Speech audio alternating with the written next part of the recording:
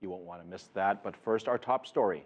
U.S. President Obama says it's time for American companies to pay closer attention to fast-developing opportunities in Africa. The president told a forum of business leaders here in Washington that the U.S. wants long-term engagement with African economies. Daniel Renches has more on what steps are being taken.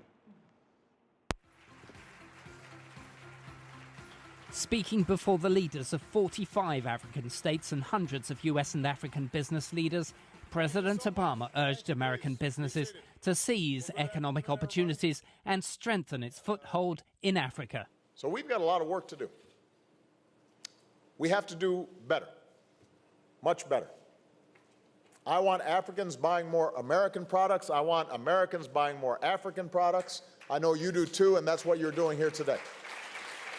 During the forum, business leaders discussed concerns about existing barriers to enhance trade and economic development, including transport infrastructure and lack of access to power, something now being addressed by President Obama's Power Africa initiative. I think we need to pay a lot of attention to power. I think that's really the base.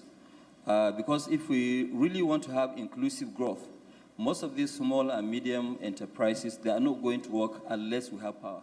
Delegates to the summit also appealed for more to be done to energize the next generation of business entrepreneurs through better access to technology and education. From a business perspective, it's important that we focus on education and empowerment of young people so that as we go forward, we have the resources that we require to push the economies moving forward.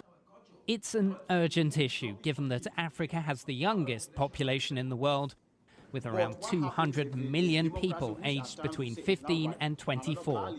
So the US message to African leaders here is that America is interested in investing for the long term in economic development and contributing to the movement to unlock the potential of Africa's human capital.